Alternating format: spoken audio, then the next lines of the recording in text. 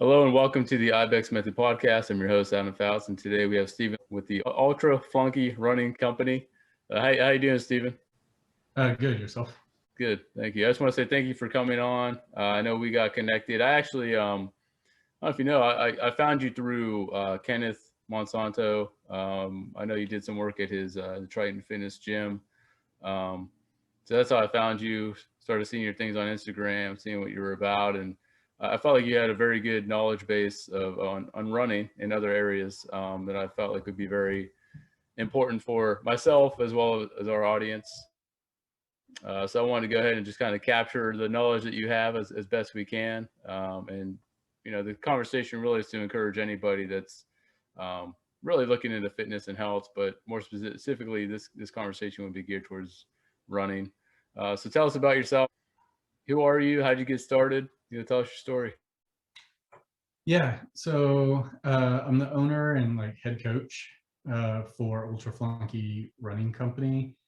We offer full spectrum coaching for endurance athletes and runners.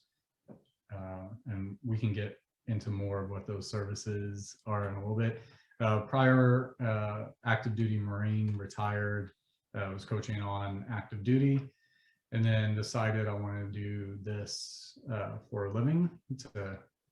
One, I really enjoy it. I do ultra marathons myself, well, pre-COVID. And because of being in the military, my competitiveness, I've dropped that. When you have to compete for every promotion, for every duty assignment, for everything for 20 years, I want to just focus on the fun aspect of it. So when I personally go out and race, it's just for the fun, meeting new people, running with the back of the pack, making sure they hit the cutoff times, making sure they're enjoying the race. And I do a lot of volunteering at local races to help put them on whatever they need just to go out there and to help out the local running community. And then, yeah, and you mentioned Kenneth and Fitness Authority 31. I was at Triton Fitness as their running coach, and when they came on board, they definitely helped revamp and bring Triton Fitness a lot more attention. So that's one of my training locations over there is at Triton Fitness off of Route 1. Yeah, it's awesome. I think they got a good setup, and again, I saw some of your videos and the training that you do on the. I don't know what that type of treadmill is called, but you do a gait analysis and stuff like that. And I was like, wow, that's pretty cool. So we'll just go ahead and kind of run through your services. You do full spectrum running and endurance sports coaching, like you mentioned. You offer training plans, 3D running gait analysis, metabolic testing, nutrition coaching. So as a coach and trainer, it's kind of let's run down the list. So when it comes to full spectrum running, what does that consist of? Yeah, so most people, sorry, I'm moving around. Most running coaches that you find out there, or companies that offer training programs, they give you these cookie cutter, here's 5 runs a week, a couple of rest days. They base it off of a chart or a formula, and you're sort of left on your own to figure it out. It doesn't adapt to what your current capabilities are, any super compensation that you develop during the training program. So maybe you started low because you haven't ran in a while. You dusted the cobwebs off, and then you're back at your old pacing. Well, how do you figure out where to go in the training plan safely from there? But usually that's it. They give you run these miles and you're going to be good for a race. And really, to really develop a runner, you need to be focused on mobility, strength training, and form correction. And then I offer some specialty services that help round it out, because any runner, they're going to be, what do I need to eat?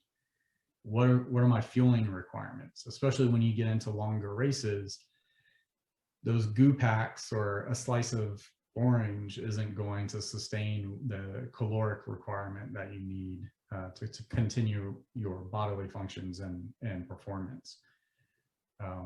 And I offer those specialty services like 3D running gait analysis, where we can look at your running form using technology that was previously only reserved for, high-level sports teams or universities that required a whole room set up with cameras and specialized treadmills to collect this data. I can now do this either at our training location at Triton Fitness. I can bring my stuff there. Or if you have a treadmill set up in your garage, I can bring my testing to you and set up the test. My equipment's portable. And with that 3D running gait analysis, we can look at your stride mechanics, measure your vertical oscillation, the difference in your stride offset between your left and right leg, the pronation and supination of your ankles. And we can identify areas where maybe you need a little bit more mobility, a little bit more strength training. Maybe you need to shorten or elongate your stride. I can collect that and build out a training program that is going to help correct those form issues, which is ultimately my number one priority and goal, is the health and safety of my athletes. So we can use that, and also offer metabolic testing. So if you're a competitive athlete, or you're really trying to tune in your diet, we can do resting metabolic rate, which is testing just being alive, how many calories does your body require to function, and what are you burning, and then what the percentage of those calories are coming from fat and carbohydrates. So optimally we want to get 80% of our caloric burn from, or energy from, fat, and then that 20% from carbohydrate, especially at rest. So we can measure that, and then we can do an active metabolic rate test, or an exercise metabolic rate test, and I can do that. My wife's the president of the DC Dragon Boat Club up there, so I have a metabolic test for dragon boat athletes or rowing athletes on the rower. If you're a cyclist, if you're a runner, we can do it on treadmill. And we can test not only what your caloric expenditure is at different heart rates and fitness levels. We can look at what your breathing efficiency. We can test your VO2 max. So it's a lot of big data that you used to have to pay a lot of money for, or go to a university to get done. And I can bring this test. Either you can come and visit me at Triton Fitness, and we can do the testing there, or if you schedule enough in advance and you have your own equipment, say you have your own home gym and you're a triathlete, or you're a runner, or you're a CrossFit athlete, and you have a Concept 2 rower, or your road bike that's up on a trainer, and you have a way to measure your wattage output while you're on your bike, or a treadmill, we can set up and design the test and conduct it in the safety of your own home, which is, I chose to go with the equipment that I have because of early on when COVID first hit. I realized that with any type of pandemic and virus like this, it's not going to go away immediately. We potentially were going to be in this long term, and here we are a year later. And I'm glad I did it, because now I can go to the safety of your home and test, or even at Triton Fitness, we have policies set up to keep all the athletes that come in there safe, and everything sanitized, and follow all the COVID precautions. You kind of just unpacked everything as far as the services you provide. I think it's very incredible. I think it's I kind of hit it on it before. I think it's everything I need as a running athlete. I was in the Marine Corps as well, and the way they train you, just different things, is that you just focus on the thing that you're supposed to be training for. You don't really think about the total embodiment of everything that's required. And I don't want to say that from they have a lot of programs. Like they got nutrition programs, they got all those other things. So they have the right concept in place, but when it comes to commander's intent, it comes to the individual small unit leadership, it's not always there that's driving and encouraging that you go and seek out those things. So I love that you talk about, it's not just as a runner or a rower or a cyclist, you're not just doing those events, you're actually doing other things that are going to be supplementary to building yourself. You mentioned strength training, you mentioned nutrition. I would like to just kind of unpack all that and just kind of your take on it. So it sounds like the first thing you do is you're going to do your analysis with your athletes. Is that fair to say? Yeah, so I consider anybody that reaches out to me for my services, I consider them an athlete because they're dedicating time, energy, and money to getting better at something. No matter if a client reaches out and they're like, I want to start running. I want to run a mile without stopping. I'm not talking fast. I just want to run continuously. Yeah. They're an athlete because they're going to be dedicating a lot of effort to that. So that's the aspect that I sort of take to it. And so when they reach out, we're going to have a conversation. Normally I'll sit down and do a Zoom call. If they don't have that capability, I try to find a way to get face-to-face. Most of it's virtually right now, to really discuss what their goal is. And I do the 5 whys. Like, why do you want to do this? Well, it's important to me. Well, why is it important to you? Yeah. I'm overweight. Well, why is being overweight like something that you want to cause? Well, I have kids and I want to be a better role model. Once we can get down to the root cause or the root motivation of why they're taking this huge step, and asking anybody for help is huge. It's tough for a lot of us. Once we identify what their motivation is, then we start looking at what their life looks like. What are their obligations that they have? Do they have school, work, family requirements? And after we really nail down all these obligations, then we look at what their time frame is. Is it realistic and safe to work towards it? And then how much time can they really dedicate to training per day, per week? And then from there,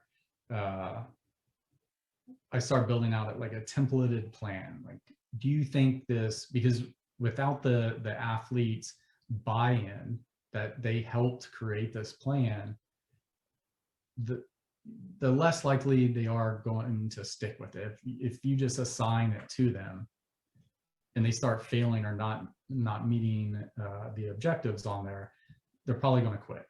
But if they feel like they have personal buy-in, which they do, I'm trying to draw it out from them, then it's their plan.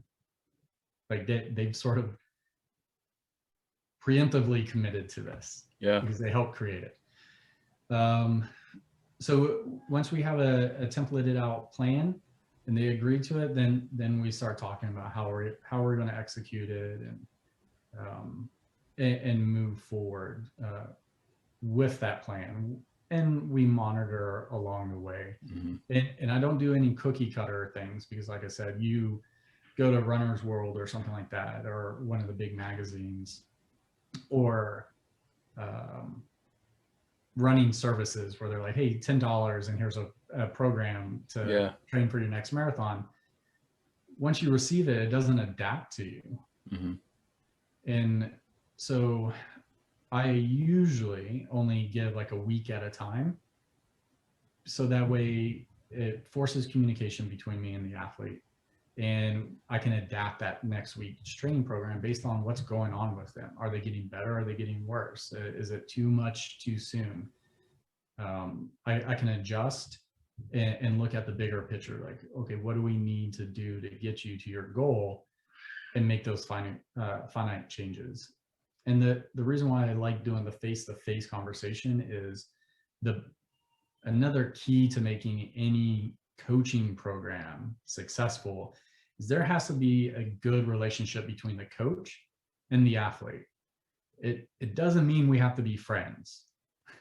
but you have to understand where I'm coming from, and I have to Yeah. understand where you're coming from. Even if it's a hard ass coach, you can be a hard ass coach and still have a good relationship with the client because that expectation is there. And they have to trust that you are pushing them safely to their goal. You are the way you are, but you have their safety as your primary focus. So that sometimes it's just not a good relationship. Yeah. And by having that face-to-face conversation, you can tell pretty quickly, like, this probably isn't going to work out. Yeah.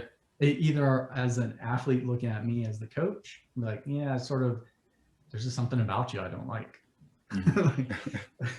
Or me looking at the athlete and I can tell you're not going to stick with this, or, you know, there's just something that's not clicking. Why waste your money and your time, or my time? Because, you know, I take on only a limited amount of clients. I don't, neither one of us want to dedicate that time and effort when we probably already know that it's not going to work out. Yeah, I think you touch on a lot of good things. Again, I think, you know, the one thing I love that you talked about is kind of meeting the people where they are. You know, the idea that everybody is an athlete. You know, if you make a decision to do something physical, you are that athlete. And it's just, you maybe at a different performance level of where your expectations of what that type of athlete should be. I love that. It's very encouraging. And the fact that, you know, I'm a runner again, and I have some background as far as, you know, programming and stuff like that. And one of the things I learned, even with I have Crohn's disease, is that one, mobility is important, strength is important, but not strength is in like always weight training, but also like stability type stuff and just different things. And interestingly enough, like that's what the Ibex method is about, is like trying to be like intentionally balanced in everything you do so that you can be functional in all that you do, you know. So that's nutrition, wellness, strength, just, you know, in any category. And again, I think that you hit a lot on that. You know, like you can take a rower and you can help train them according to what it is that they're trying to accomplish, and you're going to take into account all those things you mentioned, like calories, nutrition, and I think you bring a lot of wealth of knowledge. And the other side of it too, right? The coach-trainer relationship. Like I can say, hey, I want to learn how to run 3 miles, but then you're like, all right, well, let's do X, Y, Z. And they don't want to do that. They don't want to be that hands-on. They don't want, you know, they don't want all the great things. They don't even know what the resources are that are in front of them. They just want a plan, you know, and to kind of be left alone. Other people are just like, yeah, I want to do this, but it's more of a, I like the idea of it, but now that I'm doing it, I don't want to do it. And I don't know. I think you hit on a lot of great things. And to me, like as we interview people on here, it's very important to, you know, we try to encourage them. Like it doesn't matter who you go with. It doesn't matter what you do. Just figure out what it is that you're interested in, and then figure out how to make it happen, you know. And our intent is to provide the resources and knowledge so that you can properly program or properly like plan for your training. So I think a lot, again, you're just a wealth of knowledge, and I appreciate everything you're saying right now. Getting more into the technical side of running, I kind of want to talk from like the ground up, right? Like, so for somebody who doesn't know what a gait analysis is, why is that important? If you look at supination and pronation, and then you look at shoes, like I want to kind of dive into all that. Like, are shoes important when I train, and what I'm training for? And okay, yeah, shoes is always a big question. I even have key principles of like when you go buy shoes, like there's a certain time of day you should go buy shoes, things you should take with you, and things that you should do. So the overall question, are shoes important? That yes, in the fact that you're going to be wearing them, so they should be comfortable. They shouldn't be forcing you to do something that you don't want to do. Or so that one of the biggest mistakes people make when buying shoes is they're like, oh, my ankle's always hurt, or I always roll my ankle, I need to buy a stability shoe. Well, in reality, you probably have a muscular deficiency or a form deficiency somewhere that's causing you to roll. And by going and buying a stability shoe, which forces your foot out of a neutral position, you may either one, start rolling more, or two, develop pains in other parts like your knee, because you're forcing your foot and to a position that is not good form for you, instead of correcting the actual issue. Another big one is, I know I have friends out there that work at shoe stores that are runners. Don't buy the orthotics. It's an upsell. Most people don't need them, because if you look at the process in which they make an orthotic, they bend your toes upwards after they heat the orthotic. Well, if you take your hand and bend your fingers upwards, you're going to feel the pulling of the muscles and the tendons in your hand. Well, by getting those orthotics, that may put your toe your toes in those same positions, especially if the front of your running shoe also has a curve up on the insole. Now you're stressing out those muscles and ligaments on the bottom of your foot just by putting your foot in there and sustaining your body weight. Then you start running, and then you're going to have plantar fasciitis. In reality, do you need to go 0 drop, wide open toe box? No, but the better your form is, the less the shoe matters in that aspect. Wow. So I usually tell people, first start with a neutral shoe and correct your form. Then if you are still having major issues and we've done form work, then you may need a corrective shoe, because you have, say you rolled your ankle so many times in the past that those tendons and ligaments, they don't have the elasticity that they used to. Then you may need an orthotic or a stability shoe, because your body is not capable of maintaining. Well, like we can't correct the issue. That's few and far between usually. Yeah, sorry, I didn't mean to cut you off, but it's funny because I went to a running store. I did the gait analysis there. Like, oh, like your foot pronates inward. I believe that's what it is. My right foot. And that's what I wanted. I said, well, I want a shoe that's going to help me train better. And it's a Brooks GTS, which is a pretty standard shoe, I think. I've been on ASICs my entire life, but then I've also noticed like that brand and model was fine for me. I went back. I didn't do any fitting or anything like that. I bought the same brand and model, and then I bought the same, a different color, and it was a different model number, but it's the same shoe. And I started having issues with that shoe, and I was trying to rotate, between shoes, and I found that to be not too good for me, anyways. But I did go back and I bought some inserts, and I found that basically what happened is exactly what you said. I ended up developing plantar fasciitis. And unfortunately, there was just a defect in that one shoe on that one side. And then me trying to overcompensate with inserts just made it worse. And I'm like, this just isn't natural. The thing about running shoes, if you find a pair, it doesn't matter the company. If you find one that fits well with your foot, it's comfortable. I mean, it's like a glove when you're in heaven. Yeah. You're standing on clouds when you put it on. I usually recommend people, if you're a heavy runner, meaning you're putting a lot of mileage on your shoes each week, buy at that time multiple pairs of that exact shoe. Yeah. The reason is manufacturers, either throughout the year or year to year, they may be producing the same shoe model, but it's not the same manufacturing. Oh, okay. Got it. So if they change a small material, or they may get a new supplier of material, the Ultra Lone Peak from last year's may not be the exact same one this year, because manufacturing processes may have changed. So the shoe may not fit exactly. And I'm not knocking Ultra. This is true for all shoe companies. So the safest bet is if you find that one shoe, I get it like in multiple pairs. Like if you're putting 40 to 50 miles per week on your shoes, 3 or 4 pairs maybe.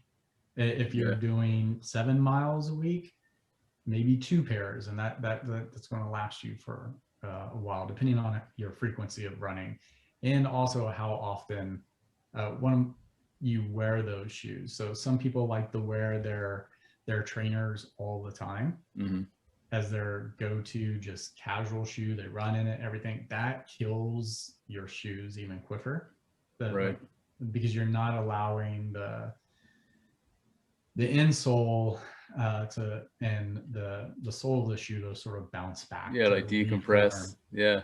Correct. So I usually tell people, live by Asian rules. As soon as you walk in your house, the shoes come off. You want to be barefoot on your feet as much as possible. Even when you're lifting or squatting and stuff like that, if your gym allows it, do it barefoot, like, or wear a sock, but not in a shoe, because that's going to help you learn your body and your balance better than wearing a shoe. If you're out casually walking around or doing casual yard work, not using a lawnmower or something potentially hazardous, wear a minimalist shoe just to walk around in, and to help strengthen the muscles in your feet, strengthen your lower leg, help your Achilles tendon to stretch back out. Because when you can constantly wear shoes with an elevated heel, it shortens that Achilles tendon, and then the extra cushioning and everything actually weakens the muscles in the feet. So we're preventing the foot from doing its main purpose and supporting our body weight. And it takes a long time to strengthen the foot up and to stretch out that Achilles tendon, but it can lead to alleviated pain and issues while running as well. Wow, that's a lot of good stuff.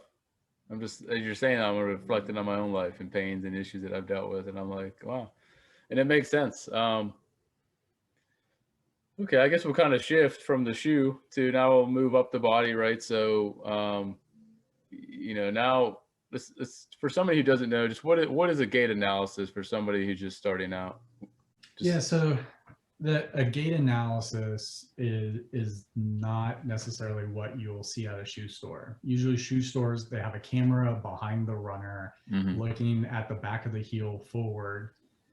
That is like 1/10, maybe not even that much of it, because that blocks if you take your shoe and hold it up in front of you, you can't see what the toe and the rest of the foot is doing. That's only one aspect. So a good gait analysis is going to examine your range of motion and mobility. And we have a series of, I won't call them tests, but assessments that we do before you even get on the treadmill. It's like a certified personal trainer puts you through the overhead squat assessment. We're looking for range of motion and mobility issues, weakened muscles, or different aspects, kinetic aspects. And so we'll do that before we put you on the treadmill.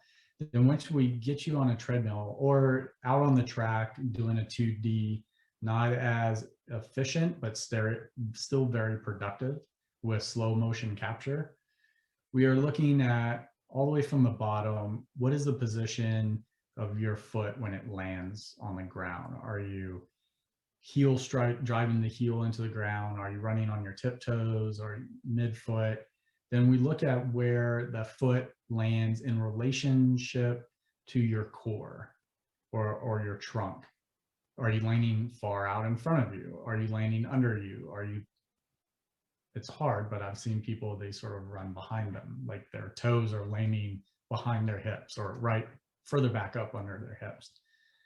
Then we're looking at the leg position, the hip position. Are you leaning more, your hips rotating more to the side. We're looking at, do your knees buckle in while you run? Are you running very bow-legged, pigeon-toed? Do you have a lot of oscillation, vertical oscillation when you run? So are you bouncing up and down? What I call the ponytail test.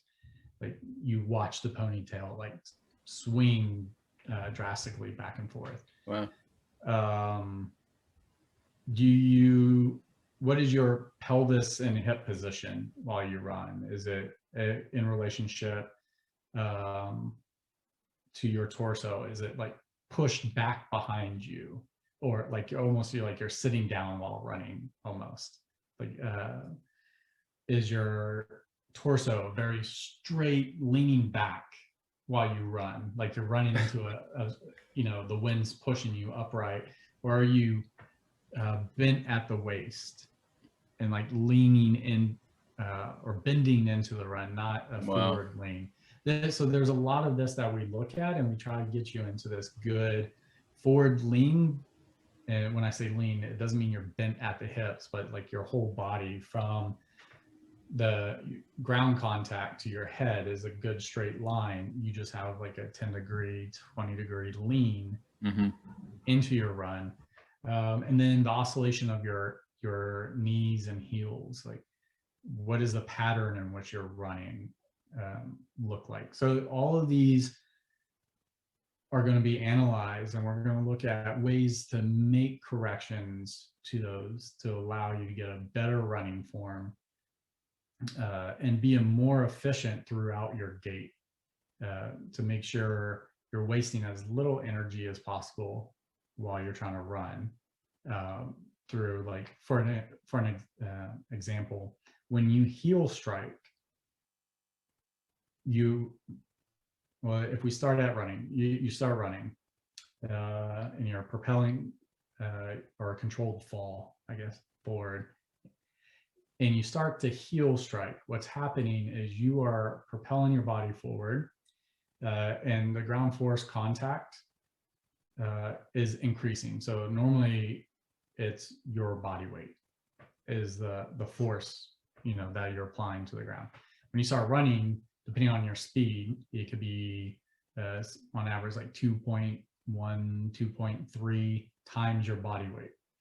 When you heel strike, the heel is so far out in front of you, you hit the ground, and that 2.3 times your body weight, that force is getting shoved up your leg, into your knees, into your hip joint. Wow. But what's also happening is you've stopped your forward momentum. Now, I guess if I use a piece of paper, you heel strike, you're coming forward, you actually stop that force, and now you have to apply more force to rotate over, and then you have to push off again and try to generate that force. And the time that your foot is in contact with the ground is increased. So what ultimately we'll want to do is to get that foot landing right under your pelvis and your body, and then it's immediate push off. There's no stopping your forward momentum. We're just trying to catch and apply more force. So there's a lot that goes into it, but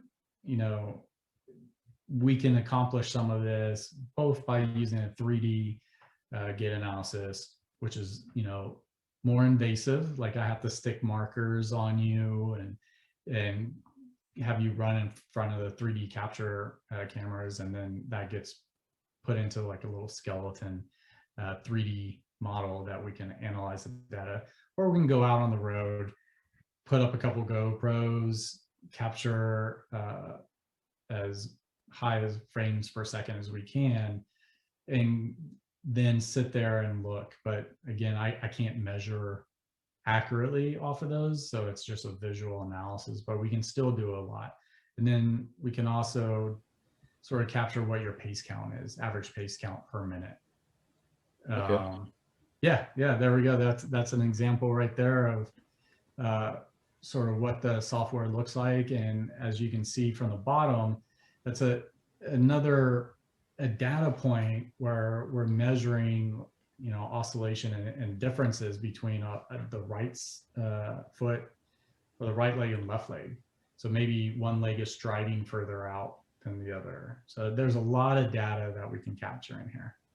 Yeah, it's incredible to me. I'm reading it right here. It says what most running stores advertise, the gait analysis, the more gimmick to sell you insoles. So it's funny because, you know, my intention with going to get a gait analysis wasn't even to, you know, it wasn't to see if my form was ineffective. It was just see what am I doing and how do I find a shoe that can help compensate for my inefficiencies. Your approach is completely different from what their intent, what the intention is. Which you're like, I'm trying to correct the inefficiencies within your form, so that you can be more efficient in your running, save energy, prevent injury, and then, you know, we'll consider your shoes and all that other stuff as we continue. Is that kind of your philosophy? Yeah. Start with, it's like anything else. If you want to learn how to shoot, you don't want slings and scopes and all of that stuff. You want to learn the basic principles: breath control, trigger control, side alignment, like the fundamentals. Yeah, you're talking to a Once you have Marine, that, so I then, get it. Yeah. yeah, it doesn't matter what you add after that. Your fundamentals are still the same and they still apply to the fancy stuff. Same with, you know, with your car. As long as you know that you can tune your engine correctly to have it do the basic function, then adding the turbocharger, supercharger, you know, or aluminum pulleys, all the additional performance items are added later. But the engine itself is already tuned. You have the basic functions and understanding of it is good. So yeah, as you're going through some of these images, you're seeing, this is our metabolic testing equipment. Is produced by Pinoe, which is a Greek company, and they have offices in Greece and in Silicon Valley. And what that does, we're testing, the only way to truly test your VO2 max, like that VO2 max score that you get off your watch is at best. So before we get into that, I do want to kind of stop you short. So because there's going to be an audio on this, for the audio audience, I did pull up his Instagram, Ultra Flunkie. As he was talking about the 3D gait analysis, I went ahead and pulled up the 3D image from his site, which is a pretty unique thing. And again, it's not what you're going to see in a running store. This is a lot more profound.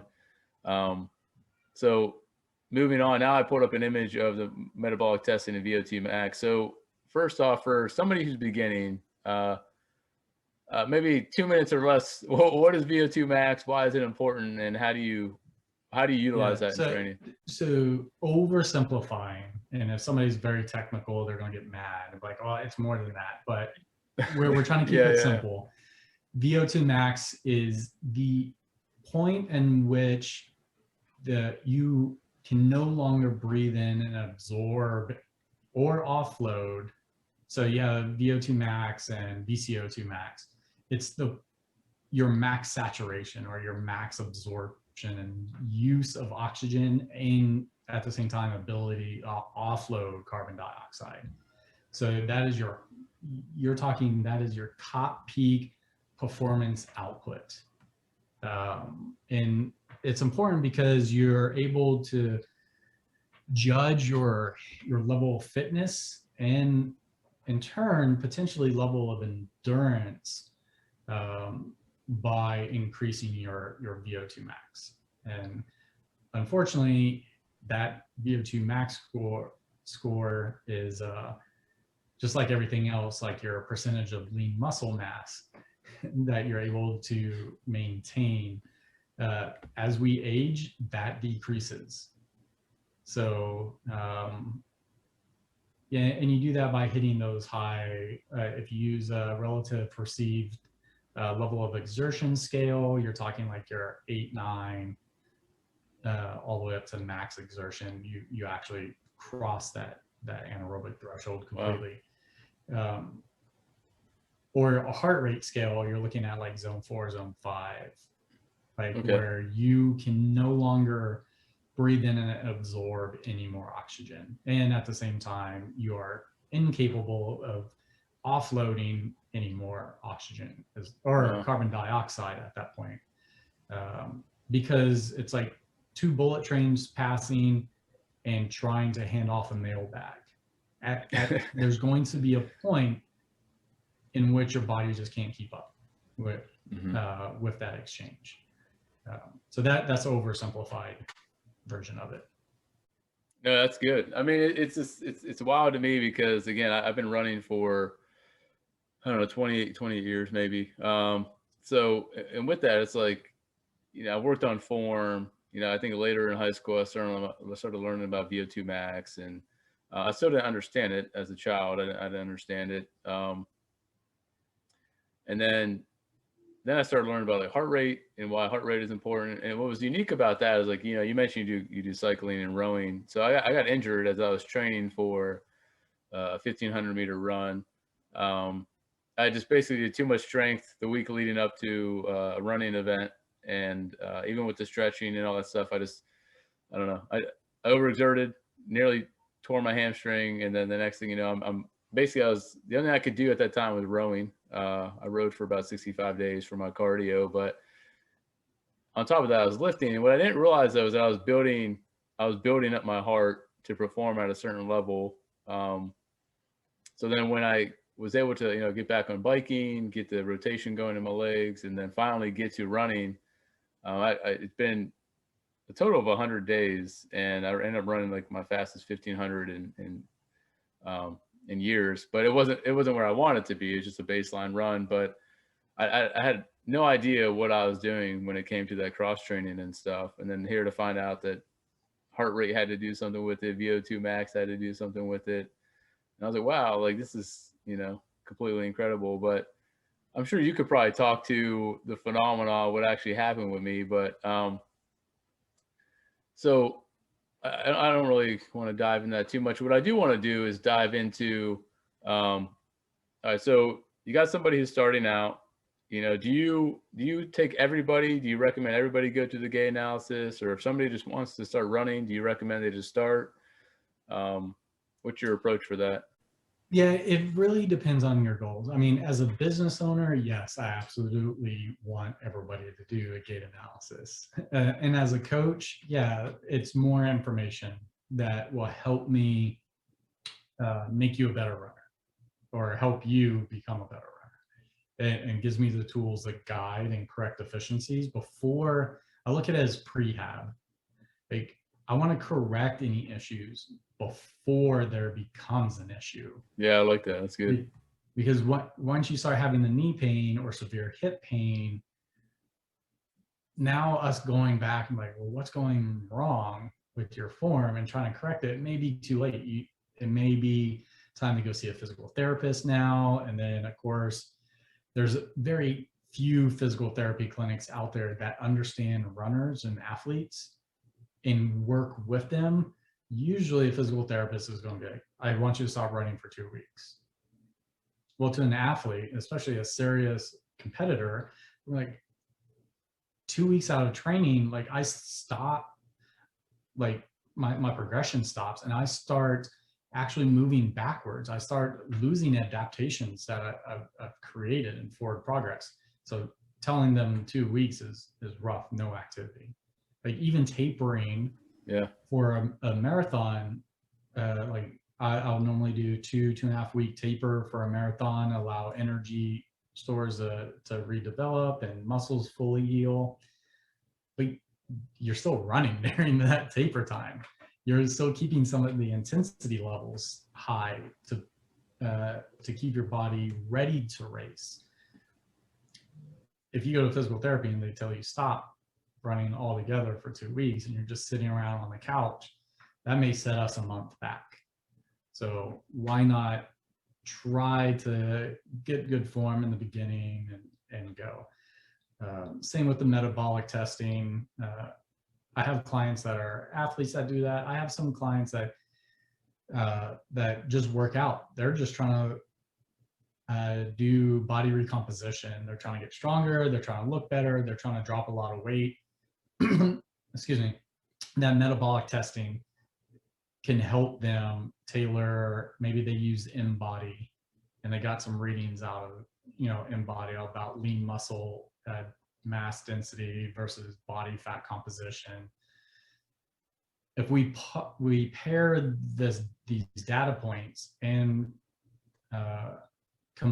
take that data, look at their nutrition plan, now we can take a scientific data based off of and their nutrition plan and tone it up and maybe reshape, move some macros around, and now they start getting better and quicker results without like starvation and stuff like that. So wow. As a coach and everything, I'm like, yes, everybody needs it. As a business owner, of course, I'm going to be like, yes, everybody needs it. In reality, like not everybody can afford it. It's not expensive compared to maybe going to university to do it or having to travel to get it done. But I also, depending on who the client is and what their goals are, I may try to push it a little bit more. But I normally tell people we have a health tax and we're paying it every day with every choice we make. We're paying that tax. So me going to eat, if I go to Canada, for the weekend, and have a beaver tail up there covered in brown sugar and, honey and syrup and everything, I'm going to enjoy it, but I'm going to pay that health tax. And that health tax is going to get collected later down the road based off of all these decisions that I make on how I decide to or not to maintain, a healthy eating style, physical activity levels and stuff like that. So just like our taxes that we pay from our income check, I don't have to pay tax out of my income check or my paycheck every 2 weeks or every month. There's nothing making me do that. But at the end of the year, I still owe the federal and state government. Yeah. Do I want to deal with it then, or do I want to take care of things now and make the right choices? And so I sort of tell them that if you're going to put this much time and effort into a weight training plan or a running plan, or you're going to your 5 CrossFit, WODs a week, and you're doing these strict diets, well, why not get those tailored to you so you make sure you're making the right choices that are backed by testable data than sort of guessing along the way and potentially over fatiguing yourself or pushing yourself too hard or paying a lot of money for a diet plan and then come to find out it wasn't really correct for you individually. So yeah, I like that too. I mean, everything you do, you have science behind it, you have the data behind it. It's not just, hey, this feels, I'm sure there's some things that you're just like, you kind of just know, like, hey, this is what this is. But even if I'm assuming just based on your personality and who you are, you're very methodical. It seems like you're very intentional. So you would even challenge your own assumptions by testing it through some type of the processes that you're running for your clients. So that makes a lot of sense to me. I think it's amazing. Just, they say follow the data, and again, looking at the gait analysis picture, you can see, I saw kind of points where it's like, all right, well, they're leaning forward too much, or, just different data points that I found to be incredible. We have a little bit more time. How important do you find weight training? How important do you find stretching and all these things to be as part of your total package of training as a runner? Yeah, all of the above mandatory. And so it depends on how you define like weight training. Do you need, as a runner and a running athlete, to do resistance training? Yes.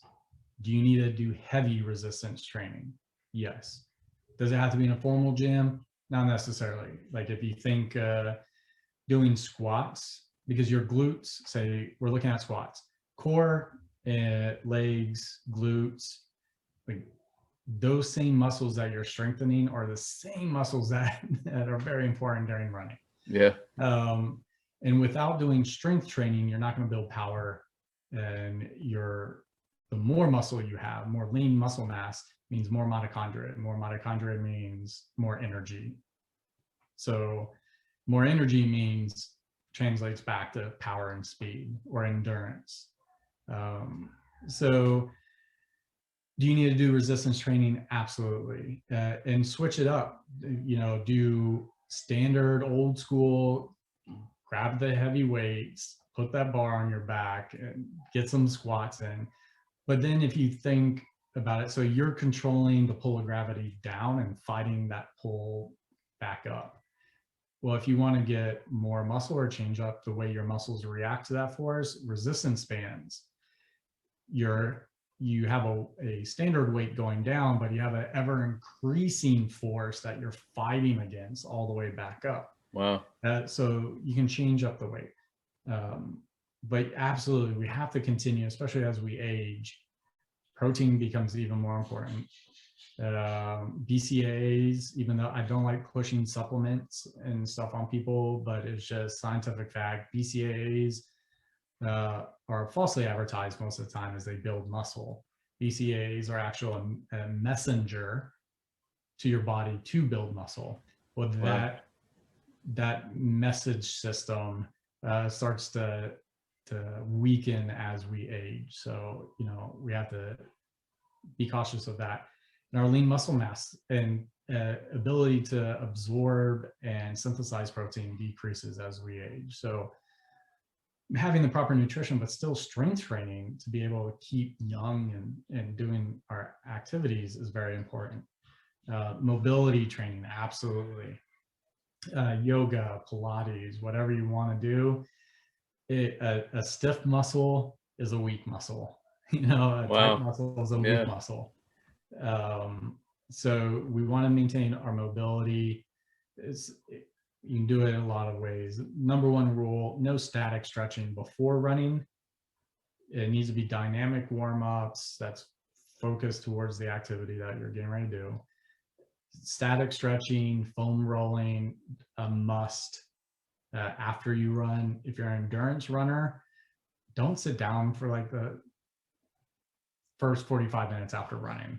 Like, you need to be foam rolling, stretching, letting the muscles and the heart rate drop back down, the muscles cool back down, your blood flow to return back to sort of homeostasis, because our body redirects blood flow during exercise. Let all your body come back to normal, cool off, stretch, so that way the fascia and the muscle and everything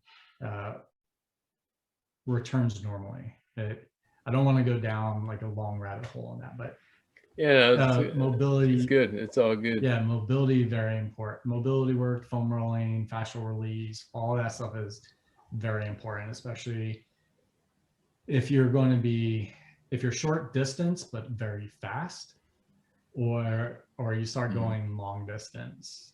Those endurance distances, it's mobility and strength training, very, very, very, very important. And there are strength training regimes that I add that are not standard or not commonly seen, but are very important. And I focus a lot on foot mobility and strengthening and rebuilding neural connections between the brain and the foot. That's going to help with mobility. So like people listening right now or watching this, like if you're sitting there barefoot, try to lift your big toe off the ground without moving any of your other toes. Can you do it? No, then you need some work on your feet. Can you splay your toes out from each other without lifting your foot off the ground? Like, do you have the control to push those toes away from each other? If there's a no there, then there's a lot of work that you need to be done. So yeah, mobility, strength training, absolute must for runners. Yeah, I love it, man. I feel like there's so much knowledge to unpack. There's a lot we could talk about. I think just the last thing I would say before we kind of close out, somebody who wants to get started in health and fitness, how would you encourage them to get started? What would you say to them? Get started as in their own journey or in their own like professional education journey? That's a fair question. So somebody who's just like, hey, I want to be a runner, or I want to be good at rowing, or I want to be a cyclist, but I just don't know where to start. You know, what would you say? Yeah, I would highly recommend if you're getting into something, a physical activity, and you have no background or experience, I would look for a lighter version of that sport. So if you're, for some reason, you got a wild hair and like, I want to run a marathon because I am turning 40 next year and it's a bucket list thing, go jog a little bit. See if it's something that you're like, absolutely not, this is horrible. Or if you're interested in dragon boating, a shameless plug for my wife's team up in DC, or rowing or something, go rent a kayak, or start Yeah. small, try it out. If it's something you really feel like, I think I'm really going to potentially enjoy this, then hire a coach. You don't have to hire a coach for the rest of your life, but learn how to do the sport properly in the beginning, learn the basics, get efficient at the basics. You may only need a coach for a month, you may need a coach for 6 months, depending on your sport, but learn the basics, get proficient, and then go and venture out, find what your limits are at that point. You may, if you're new to running, you may just want to run, the local 5K, and you go run the local 5K, like, oh man, I love this. This is what I'm going to do. I have no desire to run further. Or you may get a bug and be like, I want to run a half marathon. I want to run a marathon. I want to run an ultra marathon. I want to hit that 50K distance, 50-mile distance, 100-mile distance, 200 multi-day stage race, whatever it is. So, but test it out, find out if you're interested, then find a coach. And there's so many ways, not to support the business, but there are applications out there, which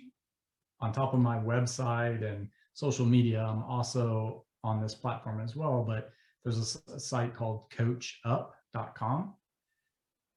And you can search for different type of sports coaches all in your area that do either virtual or in-person stuff for all ages. So there's tons of resources out there to get started, no matter what your athletic goals are. Yeah, I think that's great. Again, I love your technical approach, and I can attest to the idea of, one, just getting started, but two, if you really want to do it right, get a coach. And I realize for me, in the things that I've done, I've been able to take myself further faster, mainly because I took that, I saw it as investing in myself. And by doing that, I got a lot further faster, with a lot more knowledge, with a lot more, less injury, just by hiring coaches in the exact areas in which I needed them. So I think everything you say is spot on. I'm going to go ahead and pull up your website here. So first and foremost, you can find him at, let's see here, on Instagram, Ultra Flunkie. You can see all the stuff there. You could also go to www.ultraflunkierunningco.com, and that's your running site. On there, you can see nutritional coaching, running programs, military law enforcement services. He talks about his metabolic testing, running gait analysis, and you have the option to book online, which I think is pretty cool. He also can find you on Facebook. Anything you want to add before we close out? No, I'm still, anytime you hire somebody remotely, there's usually growing pains. So if a function on the website is not working, I'm still trying to get some back-end kinks. Always email me, hit the learn more, send me a personal email. I'm attached to my devices at all time, communicating with my clients from all around the US. Like, I have a lot of virtual clients right now. And we can just sit down and find out what their goals are and what you're comfortable with doing, virtual, in person, a mix of each. We didn't touch it too much, but I'm glad you brought the website up. I also do a lot of programming for military law enforcement specific, because the military, especially the Marine Corps, wants you to be the strength and endurance of a CrossFitter, the running capability of an Olympic distance runner, the core body strength and stubbornness of a pack mule, and the body shape of like a Calvin Klein model. All without, I'm not knocking the service, but there's a lot of expectations and requirements put on physical performance and appearance, but no professional guidance unless you actively seek out a nutritionist. And each service is sort of like this. They have all the programs in place, but no formal training. Like you're not getting taught in basic training or the FBI Academy or one of the law enforcement schools how to develop your own training to meet the physical requirements of your job and service. So I do a lot of research, and I try to stay up. Like the Army's new combat fitness test that they have out is intrinsic, to say the least. It has a lot of requirements on it.